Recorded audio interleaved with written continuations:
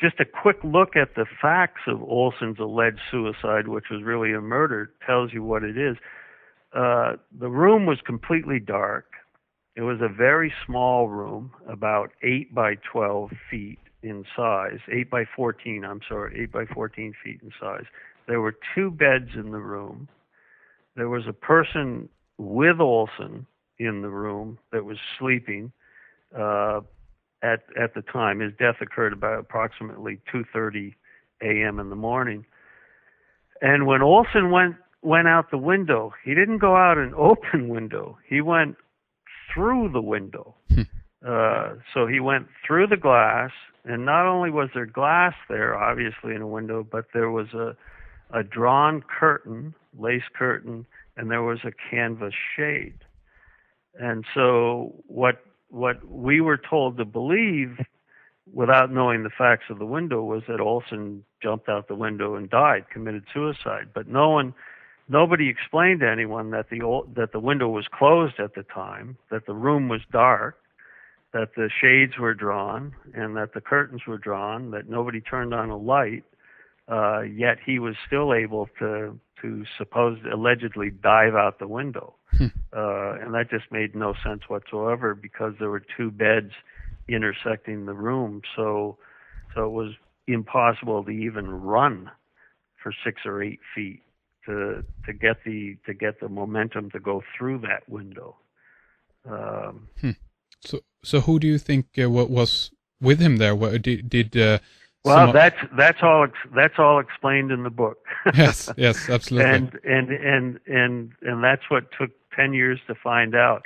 I don't want to be cute about it. I will say that he was murdered. The murder is explained in large and graphic detail, and the 2 people, it was actually 2 people that murdered him, are also named and identified in the book, and we go into quite a bit of detail on who those people were. Both of the people, I will say this, were foreign nationals. Neither person was an American. One of them had been in the United States for some time, but both men were also wanted in France for collaboration with the Nazis during the Second World War, and both were drug traffickers, fairly prominent drug traffickers, and they had been hired by the CIA, which wasn't uncommon then, and isn't uncommon today, for the CIA to hire unsavory characters, as they refer to them, to do their dirty work. And that's what happened with Olson. All right. Well, what we can do is we can take a little short break here and continue talking a little bit more after a break regarding some of the circumstances, the potentialities of why he was killed, what he knew, and so forth. There is even modern versions of well, I should say quite a few, many rather, not maybe similar stories in how he died and so forth, but in terms of microbiologists that seem to disappear in interesting and various ways, and we can talk a little bit more about that. But again, then, just to reiterate here, this is a very interesting story, and obviously people can read more about it then in your new book, A Terrible Mistake, The Murder of Frank Olson and the CIA's Secret Cold War Experiments.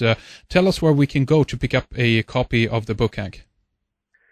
Well, any bookstore in the United States, I know you're in Sweden. I'm not sure about I would guess that any bookstore in Sweden could easily order the book. I know it's available in France and in bookstores and on Amazon.com France. Barnes & Noble, both websites for Amazon and Barnes & Noble, anyone can order the book. But any bookstore in the world should be able to order the book very quickly if they don't have it in stock. I know in England a number of bookstores have the book in stock, and recently in Paris a number of the bookstores have been stocking the book. So, right. Okay. But I think the quickest way to get it is ordering it over the internet from Amazon or Barnes & Noble. Absolutely. All right. And also, again, if people Want to go and read more about the book, go and check out the website, aterriblemistake.com. There you can read more about the book, take a look at some of the articles, documentations, photographs, and whatnot. That's our first hour with Hank Albarelli, our part 1. We will have Hank back with us soon to continue our discussion with more parts. There's so much information that we want to go into when it comes to the F.Olson case and the surrounding research with the origins of LSD, Germ-warfare, the CIA, MK-Ultra, and mind control. So stay tuned to redicecreations.com for our follow-up program on these topics. If you like what we do, sign up for a membership on the website and get full access to our radio archives and members section with films, video interviews, Red Ice TV, and much more. Thank you for listening, and my thanks to Fredrik, Elizabeth, and Lana at Red Ice. For now, bye-bye and take care. We'll be back before you know it.